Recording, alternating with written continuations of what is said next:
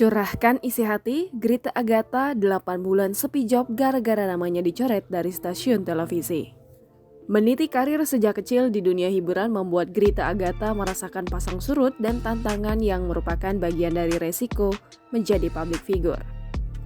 Seperti diketahui pada 2016 lalu, karir Grita sempat terancam gara-gara imbas dari Prilly Latuconsina yang mengeluarkan kata-kata tidak pantas untuk keluarga Aliando Syarif. Akibat kasus tersebut, Grita jadi sepi tawaran pekerjaan di televisi hingga membuat keuangannya saat itu tidak stabil. Meski begitu, artis berusia 25 tahun itu mengatakan kejadian tersebut tidak menjadi masalah yang besar. Justru, ia berintrospeksi diri untuk jadi lebih baik dari kejadian itu. Ia pun menuturkan jika tak khawatir perihal uang, yang terpenting terus berusaha untuk bisa makan. Setelah sepi tawaran pekerjaan di televisi, Grita mencoba melebarkan sayapnya menjadi YouTuber dengan nama Grita Buka Praktek. Merintis dari nol, Grita sekarang mendapat pendapatan fantastis dari YouTube-nya.